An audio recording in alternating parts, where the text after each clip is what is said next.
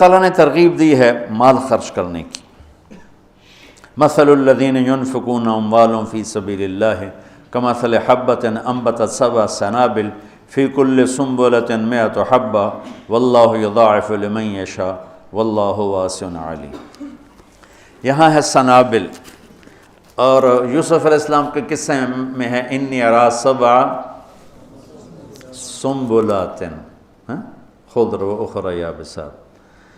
تو وہاں چونکہ صرف ہیں ہی 7 جمع قلت، یہ سنبلات جمع قلت ہے، اور ادھر کوئی حد کوئی نہیں، تو سنابل جمع منتہی الجموع ہے، جمع کثرت ہے، جو آخر تک کوئی حد ہی نہیں. تو میرا اللہ قرآن میں 82 دفعہ خرچ کرنے کی ترغیب آئی ہے، 82 دفعہ. اللہ تعالیٰ کو بخیل سے نفرت ہے، چاہے راتوں کا تہجد گزار ہو، دن کا روزے دار. اور سخی سے محبت ہے، چاہے ساری رات وہ غفلت میں گزار دے. اللہ تعالیٰ کو سخی سے محبت. بخیل سے اللہ دوستی لگاتا نہیں، اور سخی سے اللہ دوستی توڑتا نہیں. اور سخاوت کا تعلق پیسے سے نہیں، دل سے ہے، دل کی کیفیت ہوتی ہے. سخاوت پیسے سے نہیں ہوتی، سخاوت دل سے ہوتی ہے. وہ غریب کے اندر بھی سخاوت ہو سکتی، مالدار کے اندر، اور غریب بھی بخیل ہو سکتا ہے، مالدار بھی بخیل ہو سکتا. اور اللہ کو سخی پسند ہے اور بخیل سے نفرت. شیطان ایک دفعہ کسی کو ملا تو اس نے بنی اسرائیل کے کسی عابد کو ملا، انہوں نے پوچھا تجھے کون لوگ پسند ہیں؟ کہ ایک جو شراب پیتا ہو مجھے بڑا اچھا لگتا ہے، ایک بہت زیادہ غصے والا ہو مجھے بڑا اچھا لگتا ہے، اور ایک بخیل ہو کنجوس تو مجھے بڑا اچھا لگتا ہے. اور کہنے لگا اگلی بتاؤں، اگر کوئی بدبخت تینوں ایک ہی جگہ جمع ہو جائیں، بخیل بھی ہو، غصے والا بھی ہو، نشے والا بھی ہو، پھر وہ پیر ہوتا ہے، میں مرید ہوتا ہوں. جی پیر صاحب، ایسے دنیا بھری پڑی ہے اس سے. تو میرا اللہ ترغیب دیتا ہے مال لگاؤ. آپ نے فرمایا اللہ الاجود الاجود وانا اجود ولد آدم، سب سے بڑے سخی تو اللہ ہیں، اور اللہ کے بعد سب سے بڑا سخی اللہ نے مجھے بنایا. اہل البیت کی سخاوت کو کوئی نہیں پہنچ سکتا. ایک دفعہ مدینہ میں 2 نوجوانوں میں بحث چڑھی، بنو امیہ سخی ہیں یا اہل بیت سخی ہیں؟ تو جو بنو امیہ کا طرفدار تھا اس نے کہا بنو امیہ زیادہ سخی. جو اہل بیت کا طرفدار تھا اس نے کہا اہل بیت زیادہ سخی. کہا چلو امتحان لیتے ہیں. تو جو بنو امیہ کا تھا وہ گیا بنو امیہ کے مالداروں کے پاس کہ میں مصیبت میں پھنس گیا ہوں تو مجھے کچھ مدد چاہیے. تو ایک نے 10,000 دیے، پھر دوسرے کے پاس گیا اس نے 10,000 دیے، تیسرے کے پاس، چوتھا 5 6 7 8 9 10 آدمیوں سے 1 لاکھ لے کر آیا.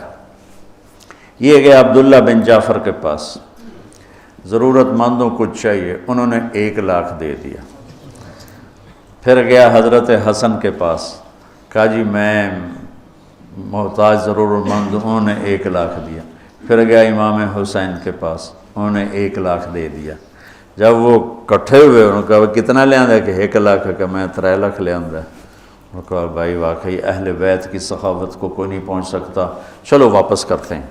تو بنو امیہ کا جو حامی تھا وہ گیا، حضور ہم تو خالی ویسے ہی کر رہے تھے، ضرورت نہیں تھی، یہ برائے مہربان. ان کا ٹھیک رکھ دو. دوسرا ٹھیک ہے رکھ دو. تیسرا، چوتھا، 5واں، 6واں، 7واں، 8واں، 9واں، 10 ٹھیک ہے بھائی رکھ دو، واپس کر دو. واپس ہو گیا. اب یہ گیا عبداللہ بن جعفر کے پاس، حضرت وہ ہم تو ایسے ہی امتحان لے رہے تھے، ہمیں تو ضرورت کوئی نہیں، آپ واپس لے لیں. امام حسن صاحب، امام حسین صاحب، انہوں نے فرمایا جب اہل بیت کے گھر سے کوئی چیز نکل جاتی ہے واپس نہیں آیا کرتا. سخی.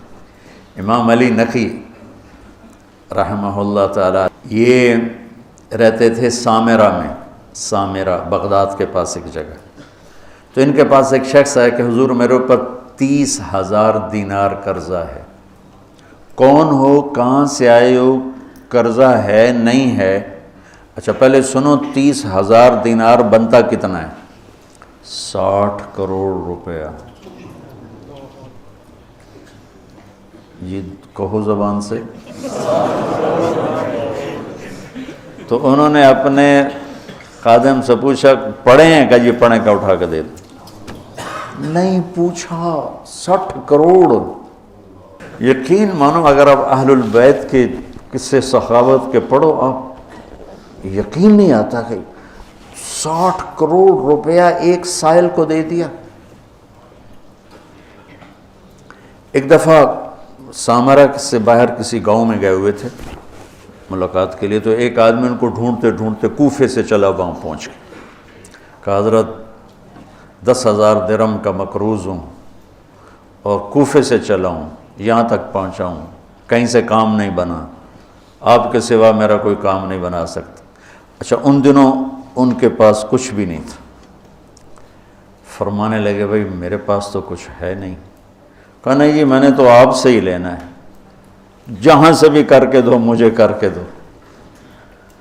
تو کہنے لگے اچھا ٹھیک. نوکر سے کاغذ قلم لاؤ. کاغذ قلم لائے, اس پہ تحریر لکھی کہ میں نے اس صاحب کے 10,000 درہم دینے ہیں اور اپنے سائن کی علی نقی. کہا یہ لے جا, میں 3 دن بعد واپس جاؤں گا شہر, تو جب مجلس گرم ہونا تو آ جانا اور یہ پرچہ دکھا کے میری خوب بےزتی کرنا کہ تو پیسے لکھے ہیں اور تو مکر گیا اور دیتا نہیں اور ٹال مٹول کرتا ہے. ٹکا کے میری بھائی انہوں نے یہ کام میں نہیں کرتا. کہا پھر پیسے نہیں ملیں گے, کرنا پڑے گا. انہوں نے کہا چلو ٹھیک ہے جی, آپ کہتے ہیں تو میں کر دوں گا. تو 3 دن بعد یہ تشریف لے گئے سامرا. تو شام کے وقت لوگ جو شہر کے معزز تھے وہ, اور اس زمانہ تھا متوکل کا, تو متوکل کے درباریوں میں سے 2 وہاں آئے, تشریف لائے ہوئے تھے, بیٹھے ہوئے تھے. تو یہ بدو پہنچ گیا اور اس نے وہ تو آپ نے امام صاحب نے خود ہی کہہ دیا تھا تم نے اوپر چڑھائی کرنی, انہیں آتے ہی چڑھائی کر دی.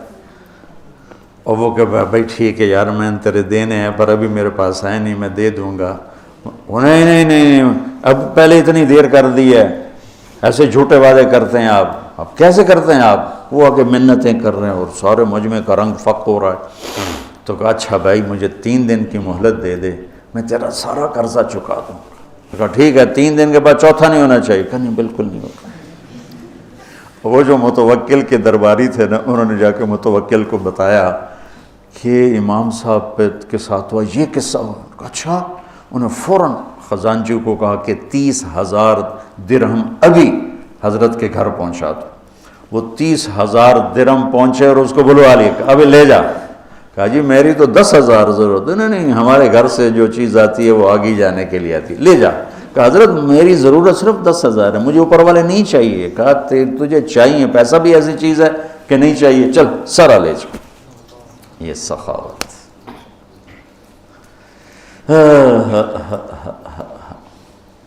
علم والے کی شان ہے کہ اسے سخی ہونا چاہیے.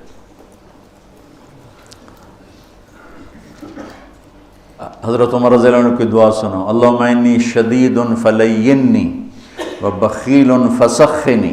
یہ تو توازن کہتے بخیل فسخنی, ورنہ ان حضرات کی سخاوت کو کون پہنچ سکتا ہے. لیکن یہ میں حضرت عمر کی دعا آپ کو بتا رہا ہوں. تو اللہ کو سخاوت پسند ہے. اس کے برعکس معاشرے کو تباہ کرنے والی چیز سود ہے. تو سود کو اللہ نے اتنا حرام قرار دیا کہ اعلان جنگ کر دیا. شرک بڑا گناہ ہے یا سود؟ جی شرک بڑا گناہ ہے, کیونکہ اللہ کہتا ہے ان اللہ لا یغفر ان یشرک بہ, میں شرک معاف نہیں کروں, باقی جس کو چاہوں معاف کر دوں. تو شرک کے خلاف تو نہیں کہتا اعلان جنگ ہے, سود کے خلاف کہتا ہے میرا اعلان جنگ ہے. سود شرک سے چھوٹا گناہ ہے لیکن اعلان جنگ ہے, اور صرف اپنا نہیں کہا, میں اور میرا رسول دونوں تمہارے خلاف اعلان جنگ کریں. کہ سود لوگوں کے چولہے بجھا دیتا ہے اور سود حرص و ہوس پیدا کرتا ہے، انسانوں کو درندہ بنا دیتا ہے، اور معاشرہ تباہ و برباد ہو جاتا ہے، اور پیسہ چند ہاتھوں میں سمٹ کے رہ جاتا ہے۔ تو دو گناہ ایسے ہیں جن پر اللہ نے فَجَزَاؤُهُ جَهَنَّمُ خَالِدًا فِيهَا، حالانکہ ایمان والے کے لیے ہمیشہ کی جہنم نہیں ہے، نکل آئے گا کسی نہ کسی دن، لیکن قتل اور سود پر اللہ نے کہا جزاؤہ جہنم خالداً فیہا، کہ جو سود نہیں چھوڑ جو قتل کر رہا ہے اس کی جزا جہنم ہے اور یہ ہمیشہ جلے گا، اور سود کھانے والے کے لیے فرمایا کہ یہ جہنم میں ہمیشہ جلے گا۔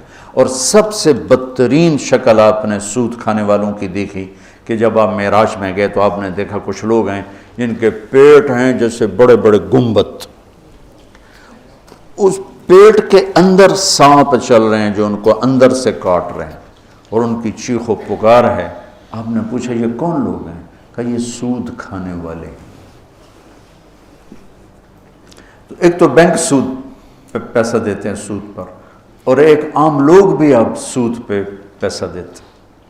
میں لکی مروت گیا تو مجھے ایک شکایت یہ بھی ملی کہ یہاں حد سے زیادہ لوگ سود پہ پیسہ دیتے ہیں، بغیر قرض حسنہ کوئی دیتا ہی نہیں ہے، جب بھی دیں گے سود پر دیں گے۔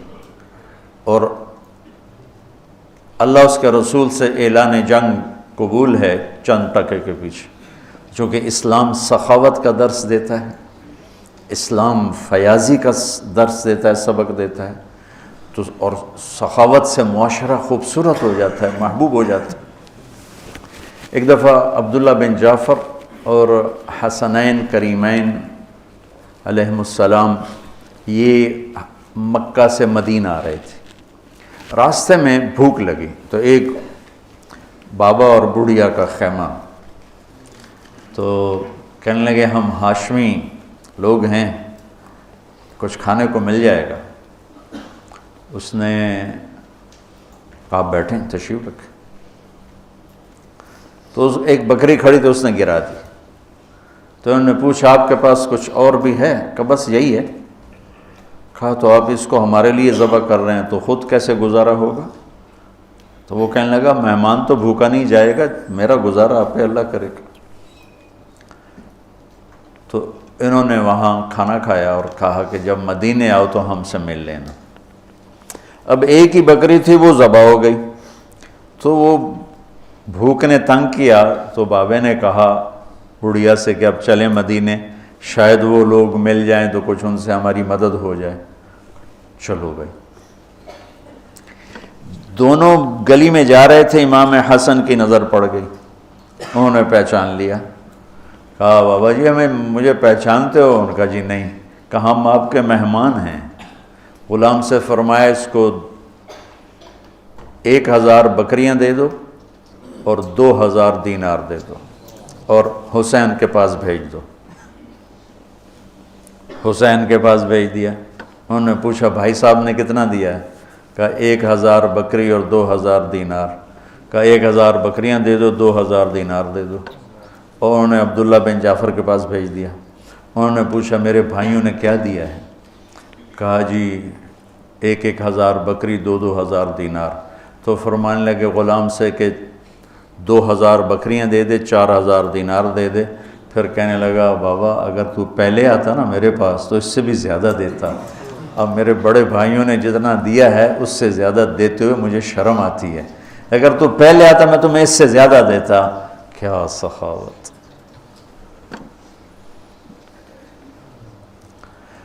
تو سود اس لیے اللہ نے حرام کیا کہ زندگی کی رونق کو چھین لیتا ہے اور انسان کو یہ درندہ بنا دیتا ہے، وحشی بنا دیتا ہے۔ شکر ہے مطلب اب ایک سود پہ لینا، پیسہ لینا، اس سے کاروبار کرنا، تو اگر کاروبار صحیح ہے تو سود دینے کا گناہ موجود ہے۔ بہرحال یہ مفتی صحیح بتائیں گے، میں مسئلہ تو نہیں بتاتا۔ اگر میں کپڑا کے کاروبار کر رہا ہوں، یہ کاروبار کی میری کمائی حلال ہوگی، سود دینا میرا حرام ہوگا، لیکن جو سود لے رہا ہے اس کا تو سارے کا سارا غلاظت اور گندگی ہے، تو نجاست ہے. اور جو اعلان جنگ ہے وہ بھی سود لینے والے کے خلاف اعلان جنگ ہے. تیار ہو جاتے لوگوں کے مجبوریوں سے فائدہ اٹھاتے ہو، ہمارا تمہارے خلاف اعلان جنگ ہے. اور اللہ تعالیٰ کو سخی پسند ہے، سخاوت پسند.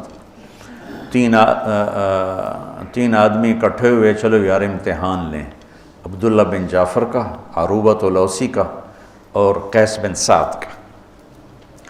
تو وہ گیا عبداللہ بن جعفر کے پاس، کہا جی میں مسافر ہوں، کوئی میری مدد کر دیں.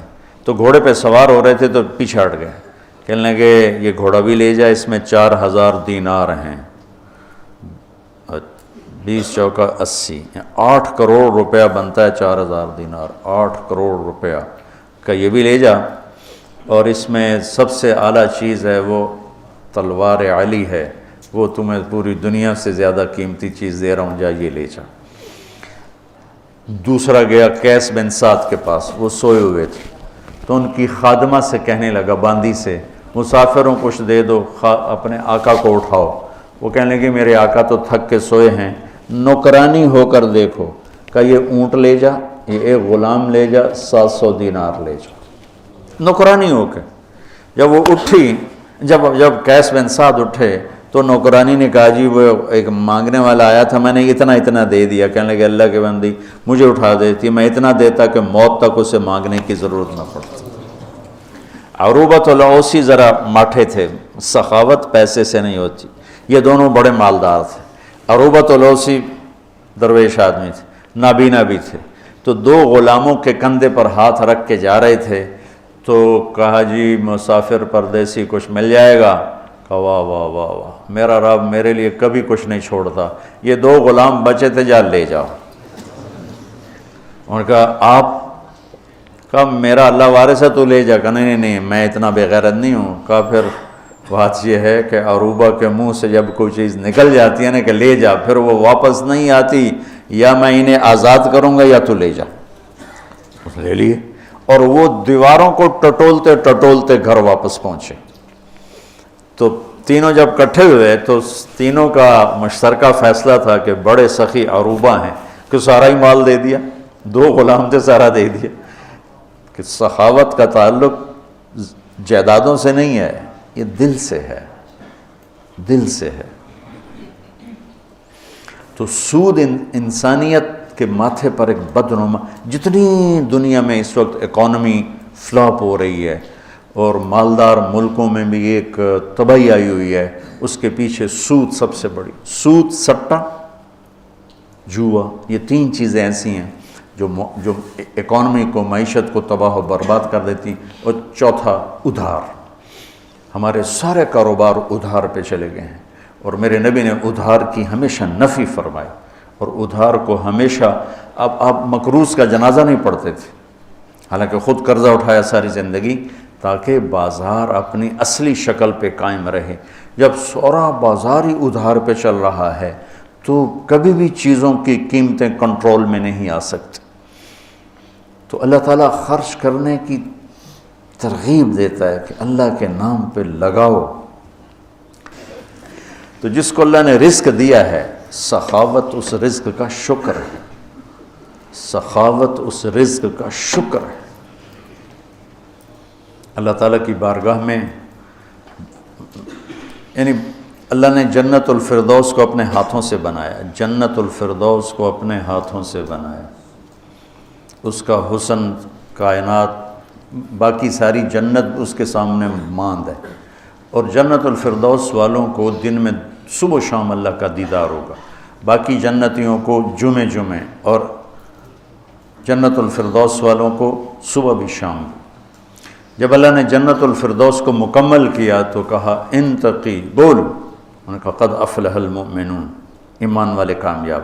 اللہ کا وعزتی وجلالی لا یجاورنی فیک بخیل، مجھے میری عزت اور جلال کی قسم بخیل آدمی تیرے اندر نہیں آ سکتا، نہ مرد نہ عورت.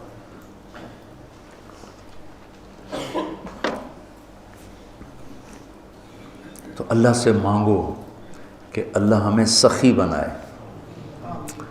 اور جہاں تک آواز جا رہی، سود سے بچو، سود سے بچو، یہ زندگی کی رونق لے جاتا ہے، یہ کاروبار، یہ جتنی ہماری ٹیکسٹائل تباہ ہے یا بڑی بڑی انڈسٹری تباہ ہے، یہ کہتے تو ہیں نا حکومت کا قصور ہے، ان کے اپنا قصور کہ 99.9% اپنا لالچ، اپنا حرص، اپنا ہوس اور ہیرا پھیری اور چکر بازی اور اس سے بینکوں سے ساز باز، اس نے آ کر ہماری تجارت کو آ کر ڈبو دیا ہے۔